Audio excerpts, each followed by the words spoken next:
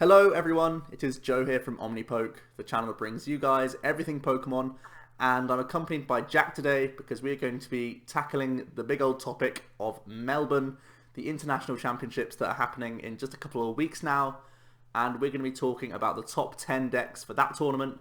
There's also going to be Sheffield Regionals, which Jack is participating in, and I'm going to be commentating, which is going to be the same format, so this is hopefully going to be helpful for Melbourne testing, as well as last minute ideas for those who are still panicking before Sheffield.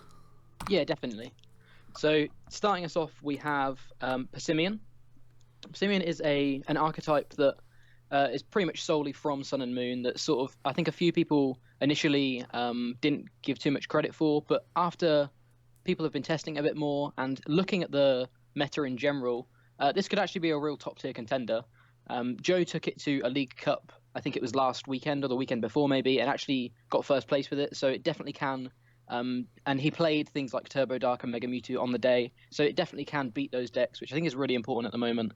And it's just got some really real inherent strengths anyway. The fact it's a non-EX deck means that you're always going to be trading up, especially as you can see on the favourable matchups little list we've got there. Turbo Dark and Mega Mewtwo are two of the most popular decks right now.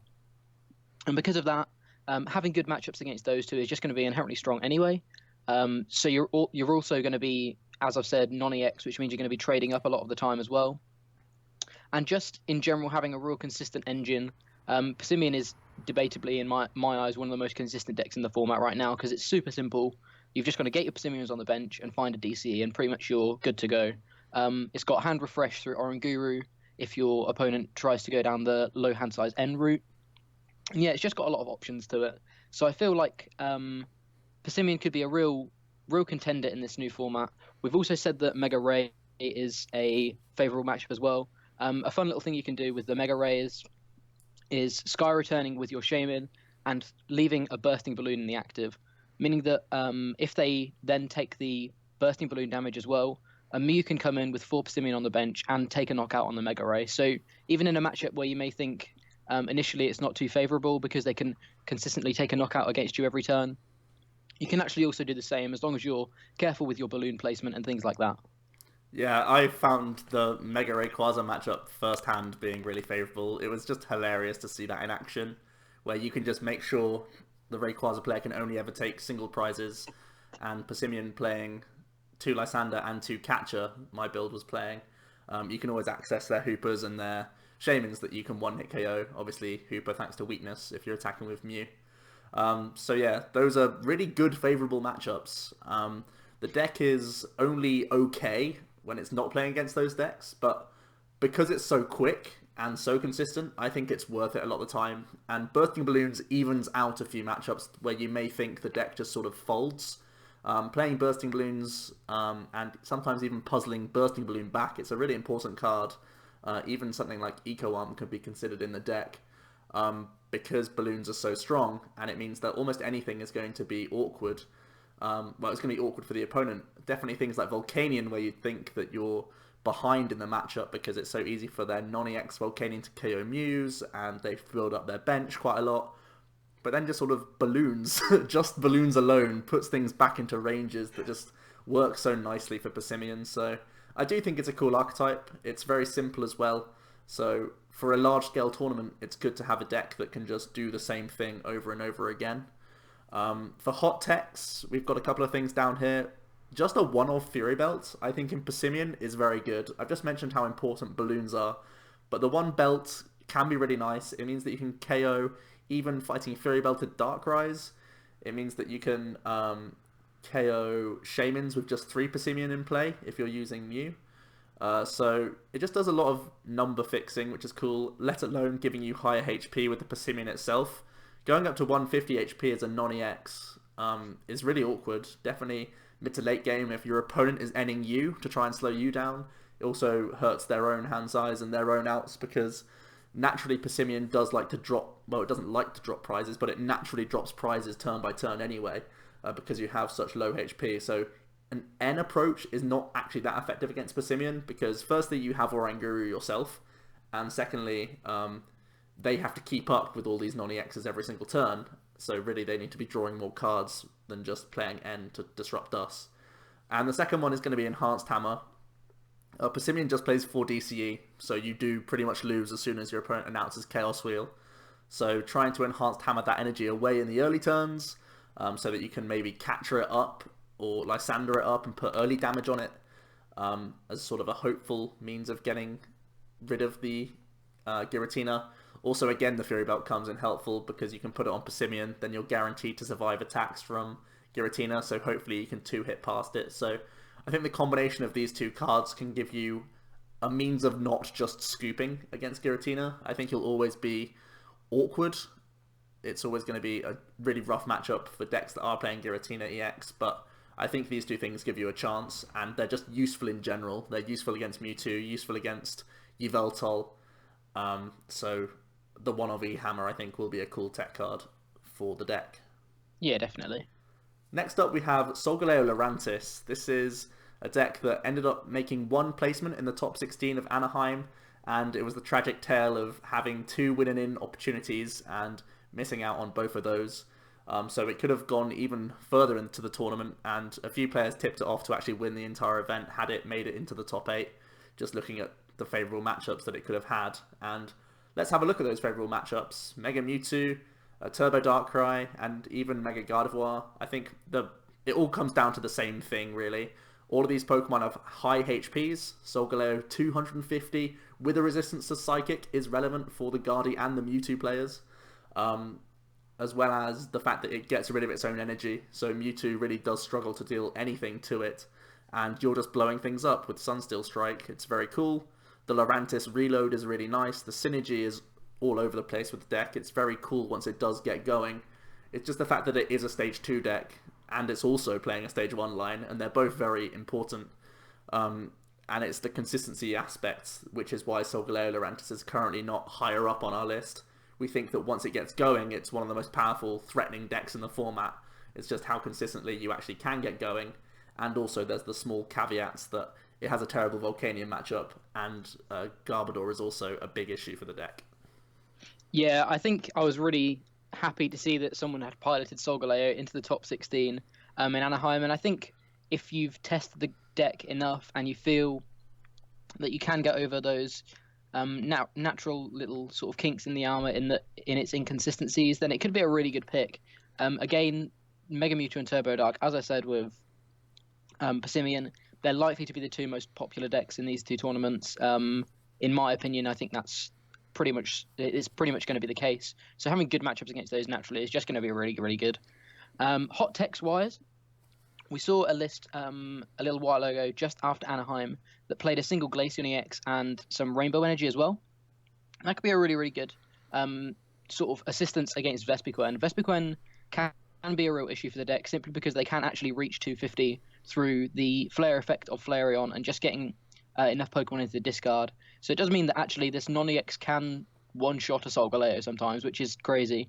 But having Glaceon can sometimes mean your opponent doesn't have a win condition anymore. If you manage to set up a Glaceon, unless they have enough Lysanders and you have enough prizes left on the board, then they may still have a win condition. But if you set up a situation such that Glaceon is the only thing that you've got out or whatever, it's going to mean that they have to find another line of play to be able to take the win from you. Obviously, Glaceon's attack means that it takes no damage or any effects from evolution Pokemon, so it really shuts down a lot of what Vespiquen tries to do. So I think that's probably the hot tech for Solgaleo Lurantis. There's only one, simply because I feel like the list has to play a lot of cards just to get over those little initial bumps of how consistent it has to be able to be a good deck. So there may not be too much space to be able to add too many other techs, but I think if you're finding space, we think Glaceon is probably the one to go for. Yeah, literally a one-of, because, as you say, the most important thing is just getting the setup. Because it is a difficult setup, you need to spend 59 cards trying to make it happen as much as possible. So let's move on to Decidueye GX.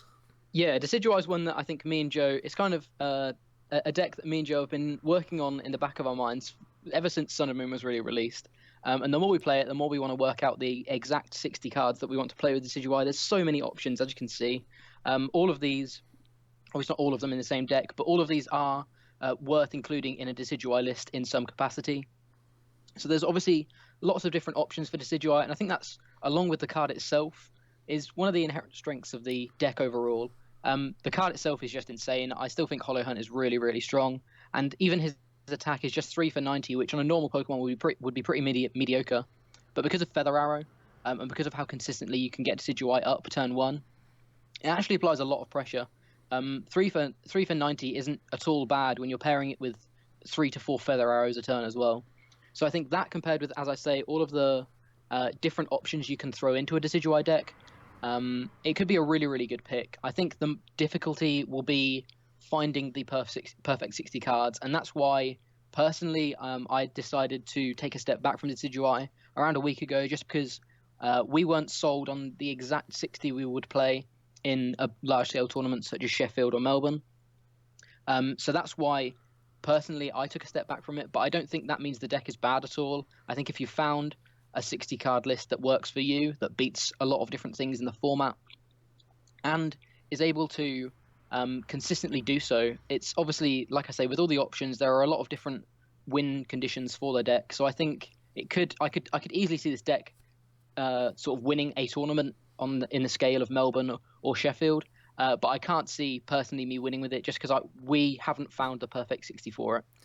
Yeah, it's still the card that has the most potential, I think, from Sun and Moon. Like that and Solgaleo, just even from when the scans were first revealed in Japanese, they still are like the cards that have the most potential out of any other in Sun and Moon. So people are going to try and make it work.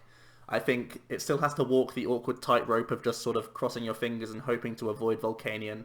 I think even with some of the text that you can see on screen, Volk is still always going to be a very difficult matchup for you. But we were given some hope in the one top 16 placement with John Kettler playing the 2/2/2 Vileplume. I think some people will be willing to try that list because it's, succeeded in the past. I think people will try net deck and maybe change 1 or 2 cards from that list only.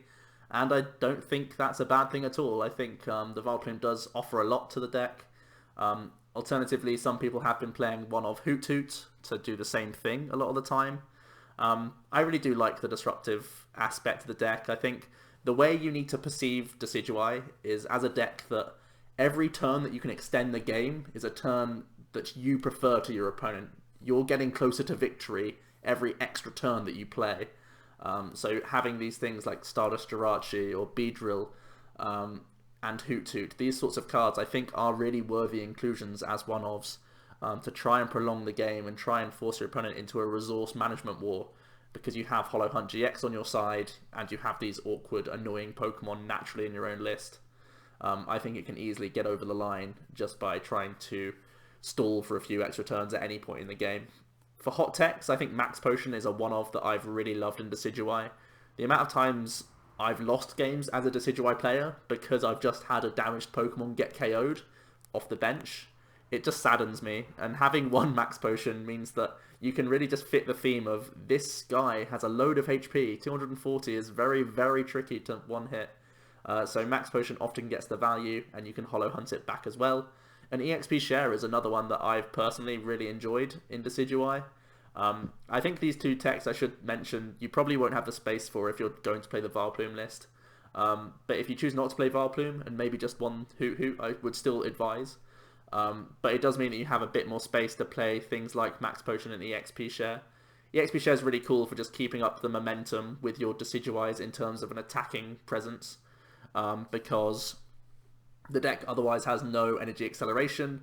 The EXP Share just gives you that extra means of getting a Razor Leaf response after a Lugia's got knocked out, or your Decidueye in the active's got knocked out, or whatever else. So I really like these techs. I think Decidueye will reward the brave players who choose to play it, because Volcanion did perform underwhelmingly in Anaheim. It remains to be seen whether or not it'll turn up big time in Melbourne and Sheffield, but I think people who have put the hours in, found a good 60, will be rewarded for playing Decidueye.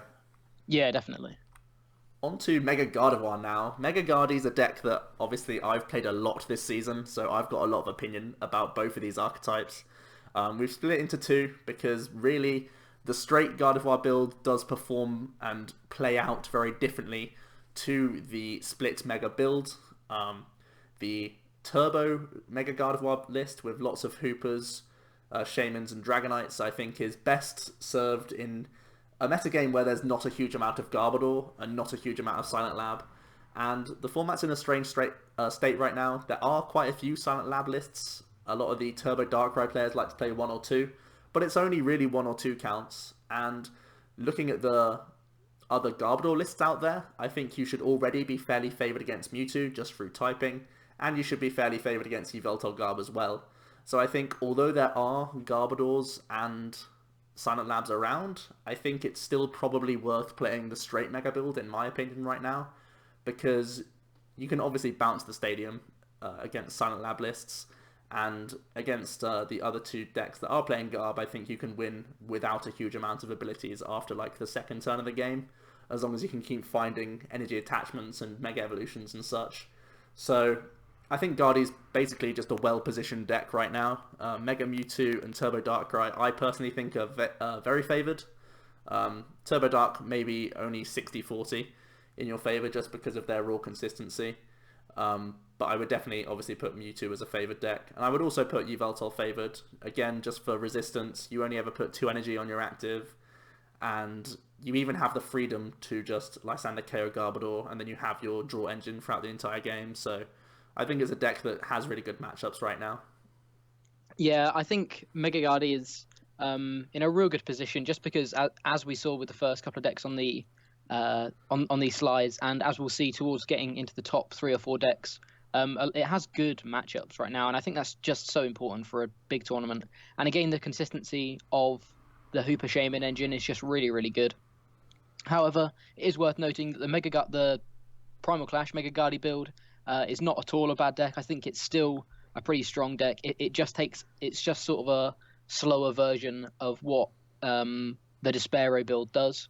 It's whether you feel like there isn't enough, there is too much ability lock right now, that you may want to go down the split build rather than the Despero build.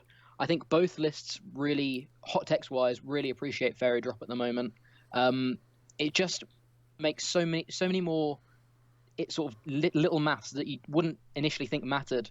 They can matter to Guardi, and actually being able to just wipe all of that damage off the field just with an item card is really, really good. It's very similar to how Yveltal played the Pokemon Center Lady to try and mitigate a turn of attack or whatever.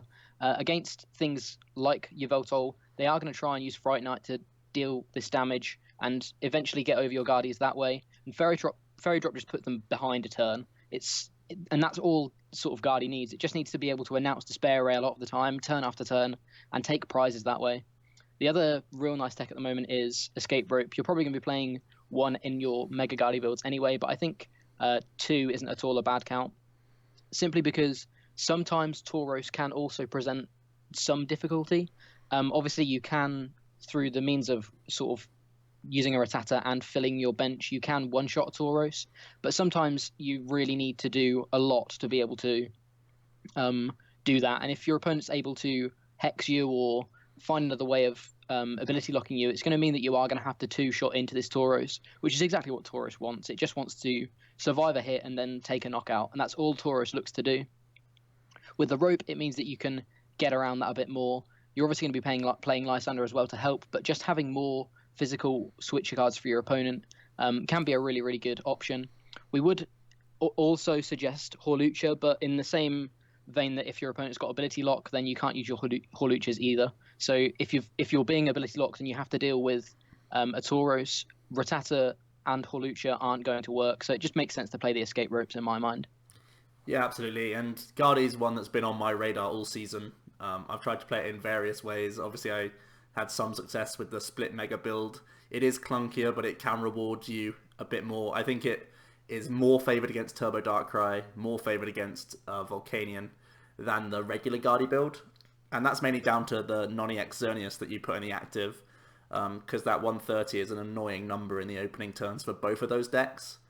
So they really have to work hard for a single prize, and once they get that, you've pretty much, by the time that's happened, got two Megas easily ready to go. And Brilliant Arrow retains the damage on the board, so if you are getting hit with N plus Silent Lab, you can still just, you've got the board state already there for you, so I think both are definitely worth considering. And really the only bad matchups that stand out to me right now is things like Mega Rayquaza. Solgaleo would also be awkward as well, but I don't think you should expect too many of those throughout the day. So really there's not too much standing in the way for Mega Guardy right now. But that being said, there is still Mega Rayquaza. Yeah, Mega Ray. As you can see, there's so many ways to play Mega Ray right now, and I think that's an inherent strength just because you have so many options with this deck. Obviously, Mega Ray is inherently quite a strong card, but being able to pair it with at least four different archetypes and potentially still be able to take down tournaments is just really, really cool. Obviously, we saw in Anaheim the Volcanion lists that popped up, which just shows that people are still being creative with Mega Ray. They're still finding new ways of playing it, still finding ways of making it consistent. And I really like the idea behind, or the thought process behind Volcanion. Being able to guarantee a Mega Turbo turn one as long as you can find one is just so strong. It means that you can actually set up a Mega Ray on turn one, sometimes a lot more consistently just because of that. However, I think there are maybe other favorable builds right now, but as you can see, there are still many ways you can play Ray. Favorable matchups wise, as we've just said, Mega Gardevoir finds it quite difficult to get over these Mega Rays simply because they're doing essentially double the damage that the Mega Guardy player is doing. So just being able to Emerald break through every single Guardy they set up is just so strong. And Turbo Dark is kind of a deck that just looks to consistently two-shot anything and win through naturally being consistent. Whereas Mega Ray, whilst it is a little less consistent, it looks to one shot, so it's just going to win that war so many more times. There are a couple of sort of little niche things that the Turbo Dark player can do, but I think Ray is ultimately favored just because it has more damage behind it, and actually being able to set up on turn one and take knockouts on turn one is always going to apply so much pressure against these EX decks as well. Yeah, and just going on to some of these other builds, we think, obviously we profiled Ray earlier in the week. Magina is the safest way to go in our minds because Mystic Heart does protect you from Jirachi Promo and also Umbreon GX and a few of these sorts of other annoying Pokemon that can try and sometimes even inflict status on you via an effect of an attack. So getting around those all at once with one tech Pokemon is pretty cool. And Soul Blaster as an attack isn't horrible either. However, also the Mega, or the Diancie EX is one that sort of popped up. I think it was an ARG tournament or something earlier in the season. I think it may almost be time for this one to return because, firstly, its ability, Sparkle Veil, can really help out against dark decks. Having the resistance plus the ability means that you really don't care about Fright Night Yveltal at all. But the second part of this card is that it can be an answer to Giratina. And you can see in the hot text we've got Jirachi Promo. That can go into the other builds, but I think if you're playing the Diancie build, you have a much more solid approach against the Giratina player, because Wonder Stage is really cool for dealing with Tina. You deal 60 base plus 50 more damage if there's a Stadium in play, and you're a Fairy type, so you just completely bop the Giratina and then just carry on as the Mega Ray player, and Giratina can't be set up in a turn unless someone hits the absolute nuts where they go double elixir, DDE, floatstone, retreat, attack. So typically the Diancie you can attach DCE turn 1. Even if you go first, you can still get hit with a Chaos Wheel and still return KO if you put the DCE on turn 1.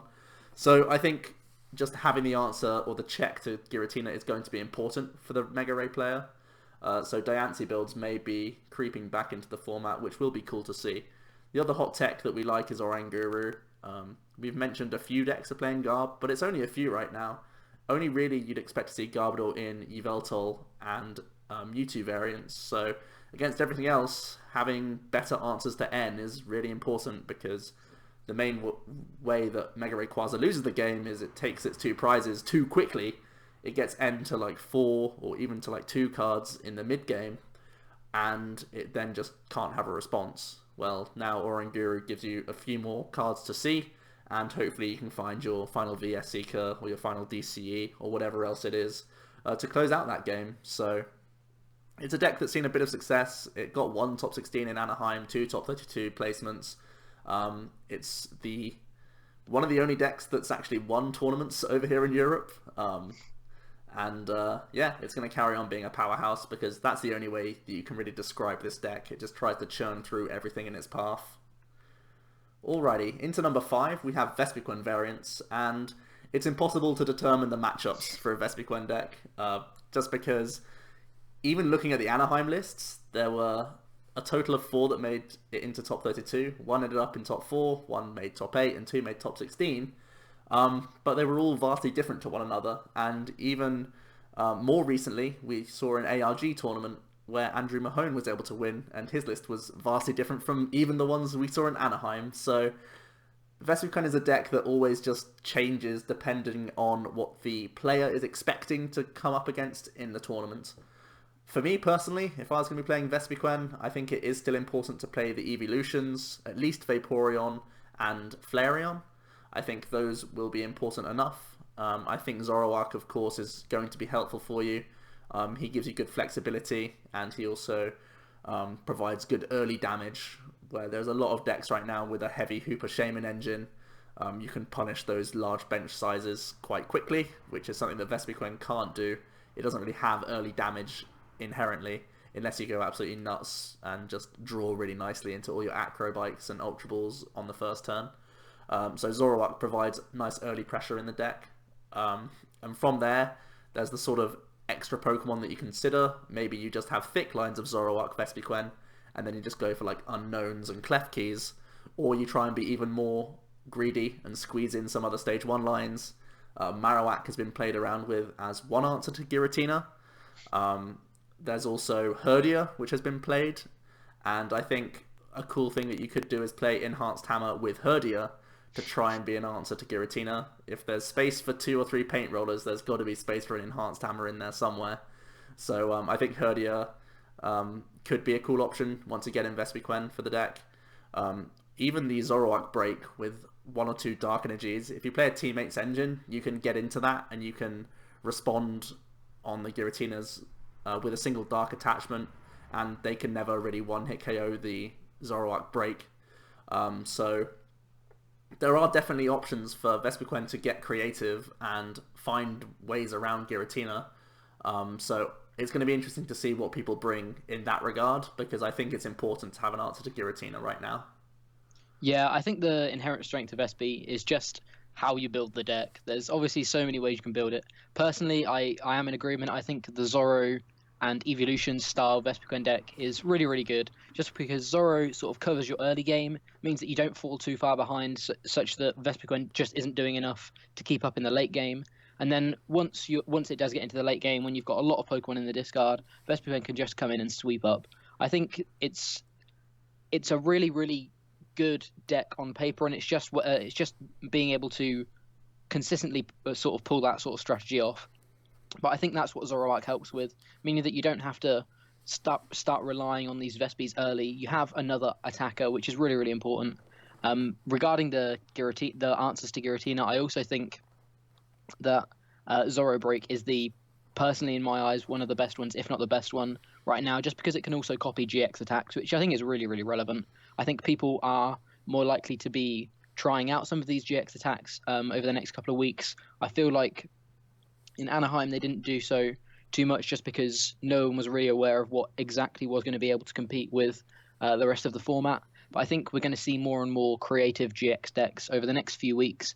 And Zoro can actually also abuse that, being able to copy a GX attack for 1 energy, especially if you're not playing a GX in your list anyway. You may choose not to play the Tauros, meaning that you're going to have a free GX attack through Zoro Break every game anyway. So I think Zoro Break is a really, really nice one-of at the moment as an answer to Giratina, but also as an answer to some of these more creative builds that try and build around a GX attack sometimes. Yeah, it's just a versatile guy. Quick note on the Tauros, I actually do really like it in the deck as a one-of. Poking for 60 can be really relevant sometimes. It helps Zoroark a lot. And it's just a good wall to throw in the active where you're trying to build up damage with Vespiquen to reach those one-hit KOs later on, while still presenting a big threat that the opponent has to deal with and cause some headaches. So Shoving it all in one list is going to be tight, but I think that's what Vespiquen aims to do, and it's going to be cool to see this deck. I think it's going nowhere, even though Giratina has presented itself once again. Yeah. So next up we have Volcanion. It may be a surprise to see it this low down on the list simply because it seems to have picked up a lot of really good matchups from Sun and Moon. But I think there are still some big issues for the deck. Obviously, it is a deck that falls to ability lock sometimes, or a lot of the time, simply because your damage is all through an ability, pretty much against most decks. And also Mewtwo, which you haven't seen yet, so it's obviously in the top three, has a really, really good Volcanion matchup. You have to have 3 energy on Volk to be able to deal damage, which means you essentially have 90 less HP. So it's really easy for the Mewtwo player, especially paired with Garb. It's really easy for the Mewtwo player to be able to overcome that. That being said, I think Volcanion's inherent consistency can just be really, really good. Just being able to turn 1 Power Heater for 80 damage, setting up 2 Volcanions, or attaching 2 extra energy to your Volcanions is just so strong. Like, that's so much pressure. You do still have some really good matchups on paper anyway. Obviously, in Anaheim, we didn't see too many in the top 32, only 2. But as I've said, I do feel people are going to be more creative with their Sun and Moon lists, and that does mean I think we are going to see more Solgaleos, more Decidueyes, and because of that, you are going to pick up some of these good matchups naturally. Again, the inherent consistency of the build, just being able to Volcanic Heat from essentially turn 2 to 3, pretty much every game, just through elixirs and power heaters and natural attachments, plus reaching up to 250 damage before things like Kukui and Fury Belt, if you're choosing to play those, is just so strong. It can one-shot pretty much anything in the format. You've just got to try and dodge these ability lock decks. Yeah, what I think it really was, it did end up being like the big loser of Anaheim, really, with just a minimal amount of placements. Even for previous tournaments, Volcanions succeeded much more. I think it doesn't like being a deck that's the primary concern for people because, as you say, it's so easy to tech for a deck that's so ability reliant, and Mewtwo just has a field day against it. I think it may actually, if you're brave enough to carry on playing Volcanion, I think it will succeed more in Melbourne and Sheffield personally, because now it's not everyone's first concern. Right now, going into the tournament, everyone's first concerns are, can I beat Mewtwo? Can I beat Turbo Dark? And sort of Volcanion becomes the afterthought. And when Volcanion's an afterthought, it's a much better deck to play yourself. Yes, there will still be Mewtwo's around, but because of how good Mewtwo did, maybe some people are going to look to counter Mewtwo, so maybe people will be put off Mewtwo themselves. So who knows? I think there might actually be less Mewtwo in the upcoming tournaments than there were in Anaheim. Definitely some of the top players will not be happy with taking a deck that has an obvious auto loss when it was obviously one of the best decks. So Volk's in a weird place as well, where if people are thinking that Volk did badly in Anaheim, they're going to be a bit braver. They're going to start bringing Decidueye, Lurantis, Solgaleo, especially now that we've been shown the way, really. We've seen successful lists from Anaheim making top 16 and top 32 placements. Some people are going to be more brave and start trying to test these decks out. And even again, it's the point that Anaheim was so recent after the set was released that people just hadn't had time to test and nail out their lists. They wanted to go with things that are safer, decks that we knew were good before going into the tournament. That's why we saw so much Turbo Darkrai and Mewtwo, I think, in part. And now that we've had a few more weeks to test Sun and Moon and find our feet with the format, I think there are going to be people gambling a little bit more. And Volk loves the gamblers because it can, not only with typing, destroy things, but just its raw speed and power can destroy things as well. In our minds, we think Pokemon Catcher is going to be an important card. It does give you a great defense against Garbodor players because you can proactively deal with Trubbishes. There's nothing better than getting a turn 1 Power Heater whilst KOing a Trubbish. That is the absolute dream. But even when they do develop Garbodor, being able to access that as quickly as possible and then carry on with big old steam ups in the following terms is going to be really big for you. We also like Salamence EX. It's going to be cool not only in a mirror match at times, it's also going to be cool against Turbo Darkrai and Mega Mewtwo, as well as Yveltal to an extent, because these are all decks that do like to go for Hoopers, Shaymins, and start filling up that bench. And once they do put the Garbodor or the Silent Lab into play, you can't reach the one-hit KOs with your Volk. Well, just go ahead and start attaching to Salamence then, because he can still blow things up. It's been a card that we've previously hated in Volcanion, to be perfectly honest. I've shunned it a lot at times. I always felt that the Noni X Entei provided more for you. But I think for these upcoming specific tournaments, based on the metagame, Salamence seems like it's a smart play in my eyes. Yeah, I think the big winner here, I do agree with Salamence, but I do think the big winner here is Catcher. I think Catcher build is so strong right now. Being able to use sort of Volcanion's raw speed and then take cheap prizes in the early game as well just means that like a lot of what you're going to do is just 130s consistently. And if you're also being ability locked, even if it's through Hex, being able to Catcher and still take 2 prizes is really, really strong. So I think Volk with catches is really, really good right now. The question I have for you, Joe, is what stadium do you play, in your opinion?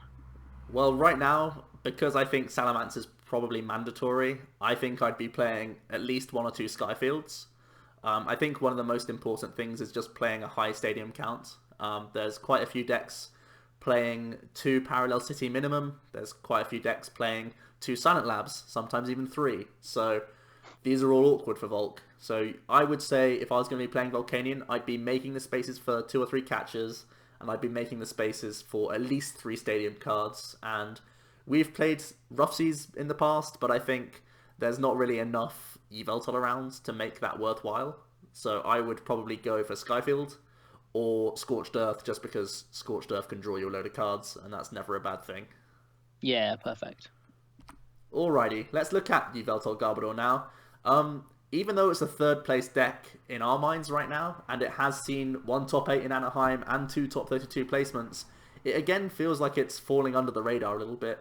In terms of favourable matchups, this is kind of misleading. Just saying that Passimian is favourable is a bit of an insult to Yveltal, because really it depends how you tech out the list to improve your matchups. You can play Evolution's Mewtwo, you can play some Tauros, you can play Fright Knights, depending on the metagame that you're expecting. And really, Yveltal can have close to 50-50s, if not better, against almost anything out there. Having the Garbodor is still really cool. It's going to shut down the creativity of some of these lists that we've talked about earlier on. Yveltal is still super efficient, super powerful card, with elixirs as well. You know, it's not lost anything, and I think people are being put off just because they could be playing Turbo Darkrai, and oftentimes Yveltal can struggle, but this is where we get into our hot techs.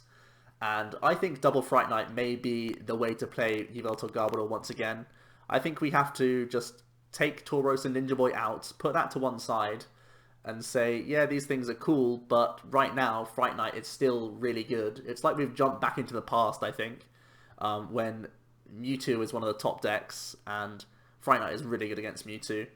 And also, Fright Knight is very effective against Turbo Darkrai and Dark Dragons as well, because Pitch Black Spear is very awkward for them. The 130 HP in the early turns is very awkward for them, and especially because they actually play Silent Labs in 2 or 3 counts a lot of the time. And if they Silent Lab your Fright Knight, it means you can slap a Fighting Fury Belt on, and you basically guarantee 2 Pitch Black Spears, and that's absolutely gross. It's so good for the deck.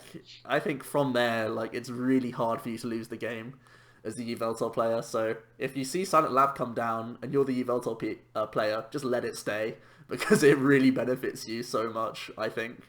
So yeah, that's how I personally would play it. Flare Grunt as well is cool. Just keeping things in check, keeping you in the Mewtwo race, I think a lot of the time is important. Also good for mirrors and a few other things here or there.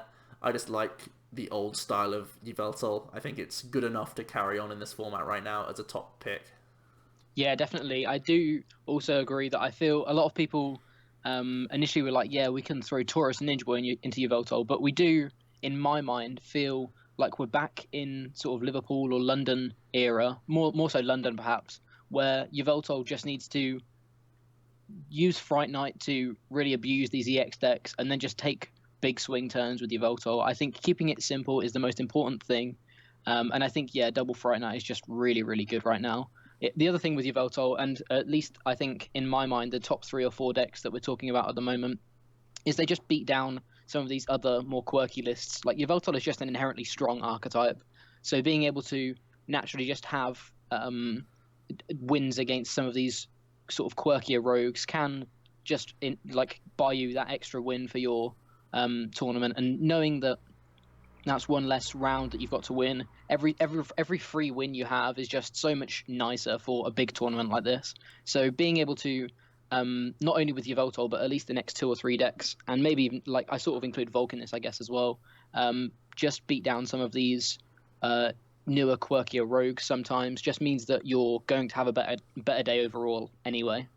Yeah, and another quick note is that despite it being like solidly most people's third favorite deck right now, there aren't any Zeb Strikers around. I think only a few lists are playing Jolteon, and even then you have Garbodor for that anyway. So despite its placement high up on the list, it's not everyone's public enemy, which it has been in the past. So it's just under the radar enough that people aren't countering it. More people are trying to counter Mewtwo, more people are trying to counter Darkrai.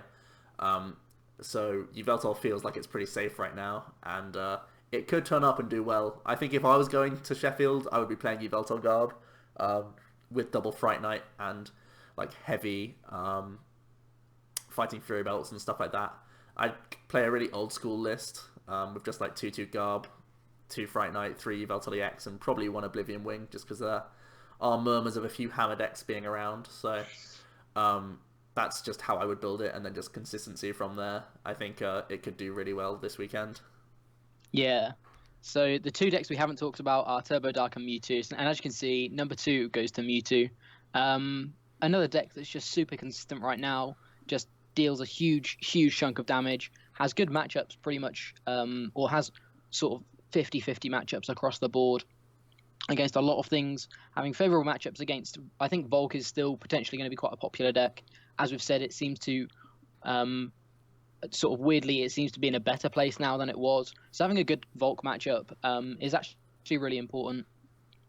Anaheim wise, I think was where we saw a lot of Mewtwo and a bit more creativity with Mewtwo than I'd first considered. 6 placements is a big deal just off the bat. 6 placements in the top 32 is really big. Shows that the meta is sort of it is a big player in the meta. But there were a couple of lists that ran the 1/1 Espeon, which makes the mirror so much nicer. You're not then relying on sort of doing big math turns and trying to work out who one-shots each Mewtwo first. Having the Espeon just means that you end up just taking 2 prizes with a Psychic, which is just really nice. And having Divide GX pick off some of these other Pokemon or other non-EX Pokemon that sort of seem to be floating around the format as well, it's just really nice. Being able to place those counters rather than specifically do damage with a GX attack. Placing the counters on like 2 Vespiquens, 2 Combees, sorry, is just really big. Things like that. There's a lot of little decks that just won't appreciate the 10 counter drop, which is just really big, and that's why it's our Espeon GX is our hot tech for the deck at the moment. Yeah, the Mewtwo list is kind of too tight to play any tech outside of Espeon in my eyes. I really like Psybeam as well. I think that's a really good attack. It gives you something to do on turn 1 if you're going second, which Mewtwo never really has. So that's really cool. And then it represents a big threat. It's a GX in the active on turn 1 potentially, with just 1 energy on, and it threatens a lot.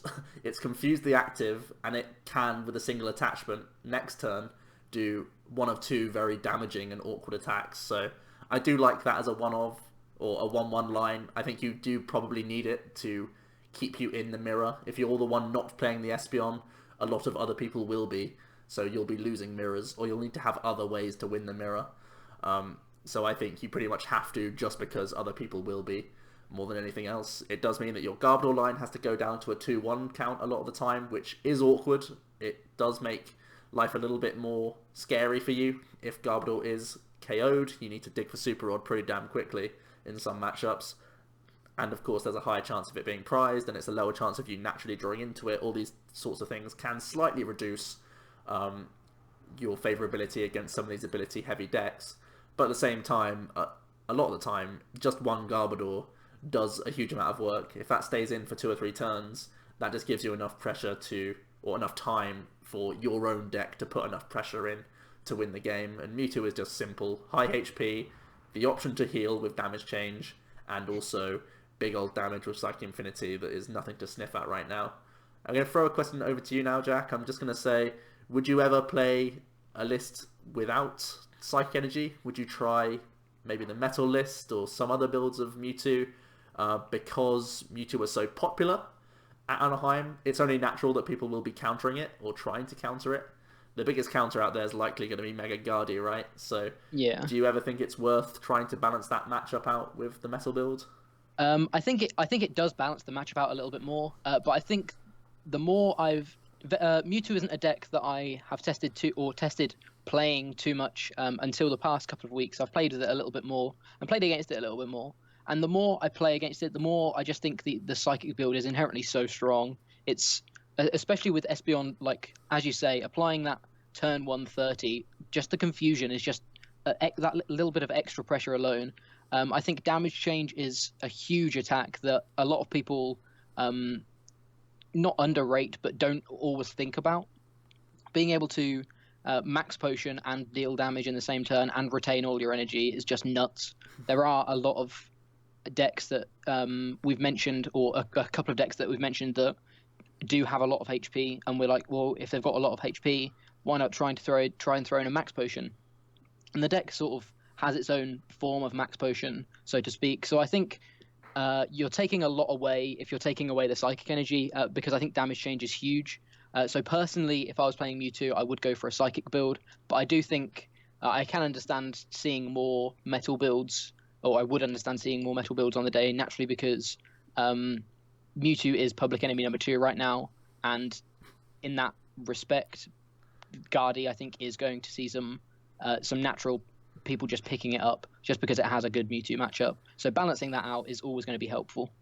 Yeah, definitely.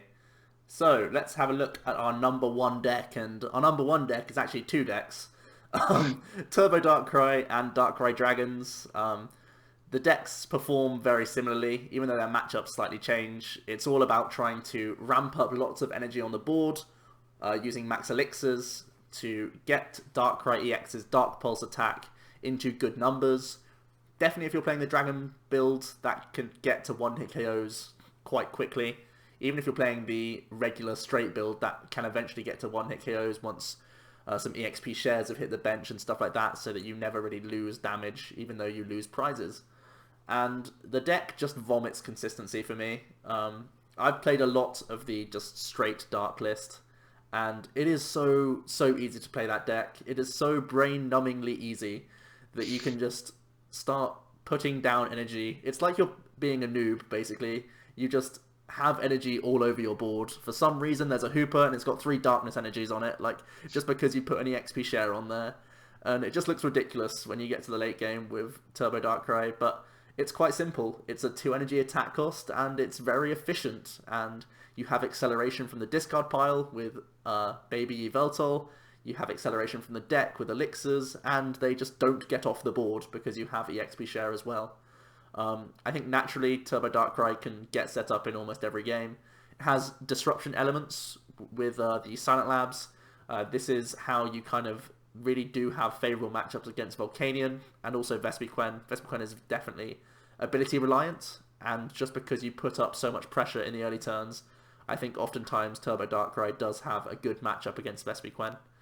As you can see, in Anaheim, it got a 2nd place, a 3rd place, 2 top 16s, and 3 top 32 placements. Absolutely disgusting. It shows how consistent the deck is and how powerful it is. Shouldn't sleep on the resistance, that's important right now. The weakness as well, other than Persimmon, no one's playing fighting, so Darkrai is really tanky.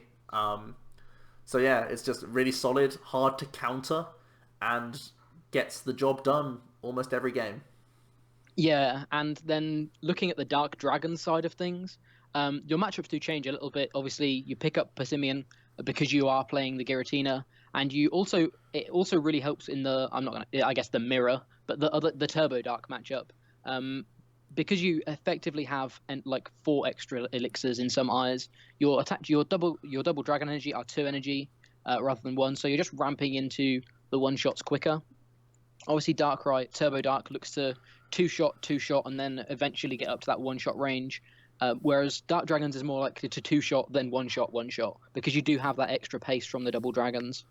I think, well, we saw it win in Anaheim, which is huge, but I think just in general, looking at if you're lumping together Darkrai variants, that's a quarter of the field. That's 8 placements in top 32. A quarter of the field was just Darkrai. So that should tell you how inherently strong this card is and how sort of, like Joe said, it's mind-numbingly consistent. It's just setting up attackers, dealing damage, and making sure your opponent, telling your opponent they have to win in X amount of turns because I'm just going to announce Dark Pulse for those amount of turns, and by the end of those turns, I'm going to have taken all 6 of my prizes, and I'm going to move to the next round. So, being being the problem rather than being a solution is just what Darkrai is doing really well right now.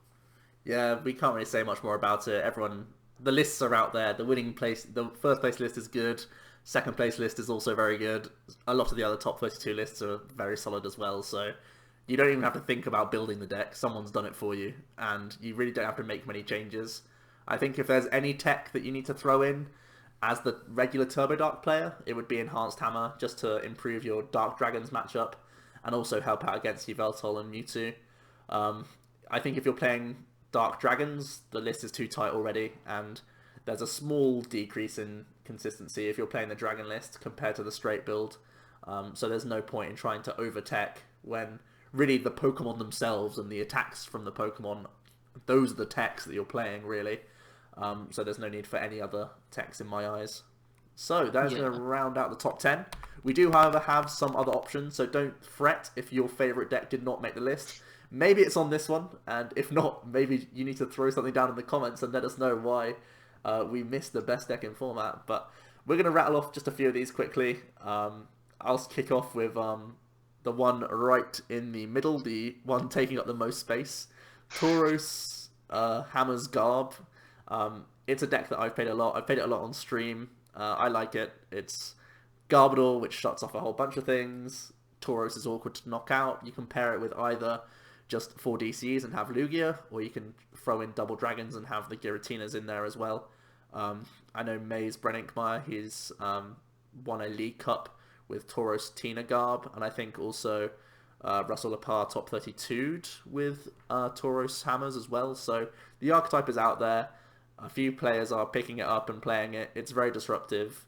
Hammers can win you a bunch of games on their own back, and for similar reasons, Giratina can win you games off his own back. Tauros is just difficult to deal with for a lot of different things. The early game pressure is decent. Obviously, it forces people to play around it the entire game as well, so it's just a very strong deck in my eyes. It was very close to being the 10th deck on this list, but my biggest concern with the deck is that it has so many reactive cards that you can just have awkward hands that you can't really Sycamore away, but you kind of got to dig for a DCE just to keep up in the game, and that's the only thing for me holding back the deck from seeing a huge amount of play. Yeah, I'll go with Umbreon, Espeon, Zoroark. I think I'm going to kind of lump Umbreon or the Evolutions deck into kind of one big lump sum. I played with Umbreon, Zoroark, and Umbreon Hammers probably for 3 weeks solid, just after they were released. And it's got to the point where I think with maybe a week's more testing, I'd have the perfect Umbreon list. But for now, it's something that I've put on the back burner. But Umbreon's Dark Call GX is one that I think it's something that I went back and looked at one of our videos, and I think we kind of underrated it a little bit. Discarding 2 energy is huge. It puts pairing that with hammers, it puts your opponent back so many turns, and it makes Umbreon a really, really big resource war deck. And I think that's my favorite way of playing it, or that's what I found at least. Being able to strafe in the early turns into something awkward, having to use your opponent having to use resources to be able to deal with your Umbreons in the early turns because they're not in the active anymore. Then Dark calling away their energy and hammering away their energy and things like that. Just eventually it turns into a board state where your opponent can't win because they don't have the energy left, or they don't have the turns with enough deck left to be able to do so. So I think Umbreon is a really, really good sort of grindy card. Looking at the Espeon, I think after Anaheim, Joe and I sort of looked at Espeon and thought, okay, this card is a lot better now we've seen the meta. And pairing it with Zoroark, again, Zoroark is just such a nice early game attacker. Not that evolutions necessarily need a lot of early game, but it's just a nice early game attacker.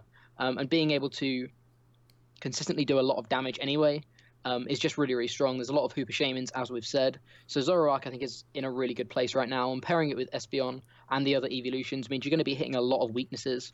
The biggest issue, even though you do have Energy Evolution, I found sometimes the consistency of the decks were sort of finicky and not always perfect. And I feel I lost a couple of games just through the deck kind of clunking up a little bit too much. But if you can, it's a list that I think it's a deck that I think can really do well in a resource style war. And I think that's something not to sort of put on the back burner with Umbreon. I think it's definitely a card that can win resource races just through its GX attack alone. Alrighty, let me take on the Vileplume builds that you can also see in the middle of the screen. Vileplume Lurantis was a deck that I need to kind of hold my hands up at this point. It was maybe overhyped by me.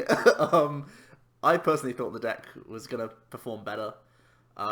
It just turns out Lurantis' numbers aren't good in a lot of situations, and Tauros is being played in a lot of decks as well, who just naturally as a single copy can be really awkward for Lurantis decks. It basically forces the GX attack out early on a Pokemon that only has a DC on it, and that really hurts the deck. That said, it's still Vileplume, it's still disruptive. Lurantis is still a good standalone card, and I don't think it necessarily won't succeed if people play it. I wouldn't be surprised if one made top 32, definitely.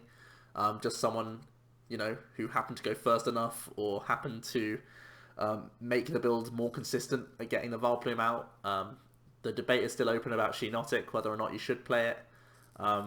Overall, I think the deck is still fine. I think it's like Vileplume list can't really be below tier 2 in my eyes, just because Vileplume wins games on its own back.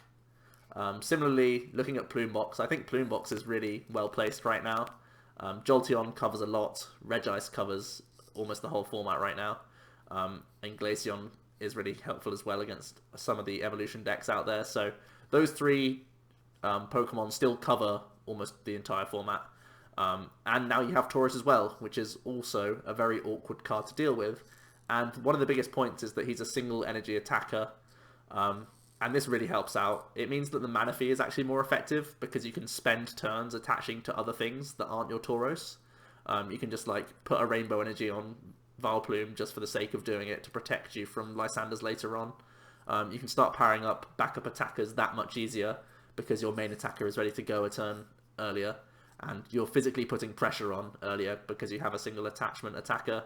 I think it just is really good. I think Plumebox is not being played enough right now, and I think that it could do well.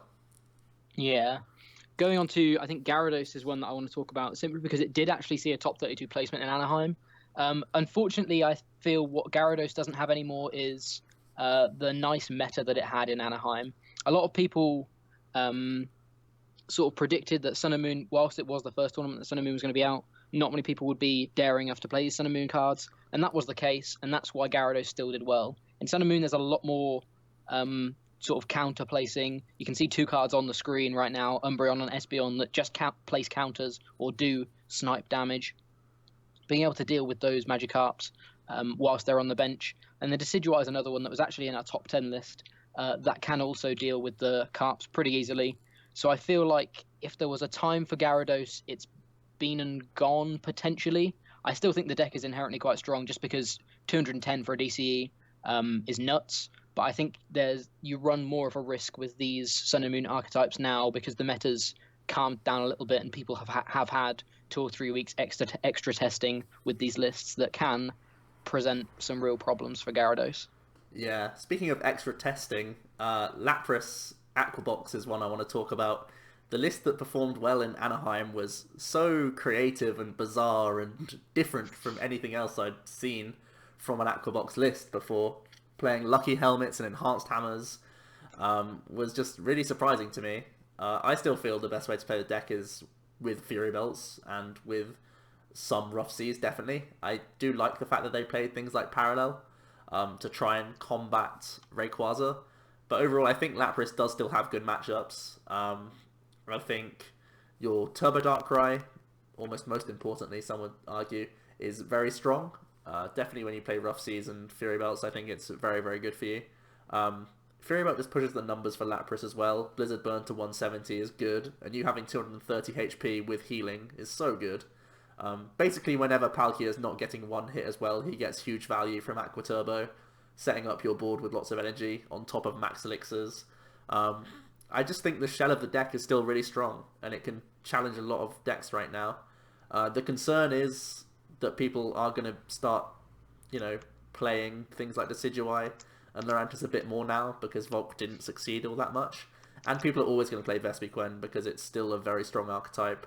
So really, in those matchups, it's just Glaceon and Prey. That's like your only win condition, really. So Lapras does have good matchups here and there, but it also has a few sticky ones. And I think that's why we probably won't see much of it in the next few weeks.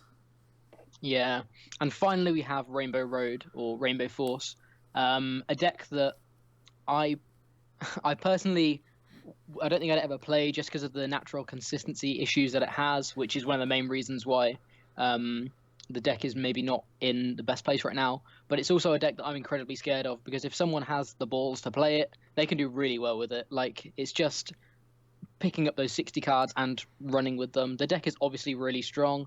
A non-EX attacker that can one-shot EXs from turn 1 through elixirs and DCE. Whilst it is sort of a convoluted process, it is possible, which I think is inherent strength. It's just it's always been those little consistency crutches that the deck sort of falls down to. Sometimes it just doesn't draw things in the right order, or it just doesn't draw them at all. And it means that Xerneas just turns into a very mediocre deck. It feels a lot like Ray in that it is sort of go big or go home, but I feel Ray does it a bit more consistently, simply because it can rely on more of a Hooper Shaman engine. The Xerneas deck will run a Hooper and a couple of Shamans, but it doesn't have the 2 Hooper 4 Shaman that Ray does. So I feel like if you want to play a deck out of Xerneas and Ray, because I feel they're pretty similar in playstyle, I think Ray is in a better position right now.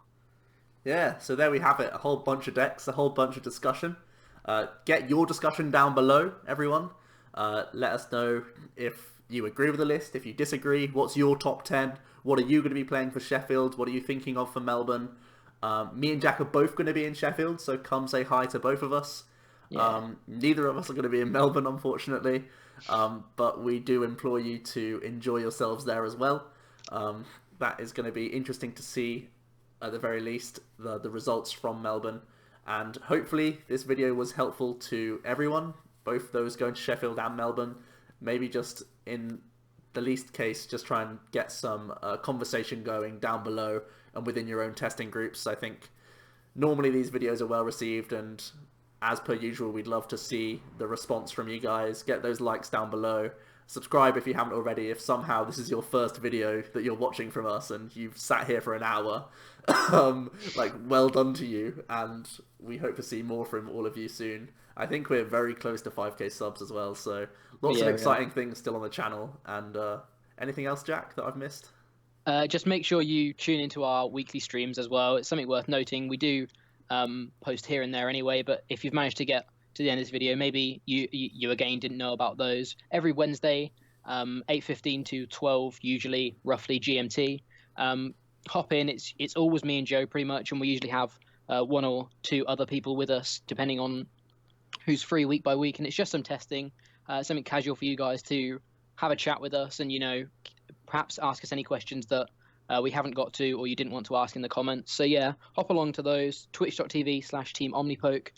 Thank you very much for watching, and yeah, good luck for Sheffield and Melbourne.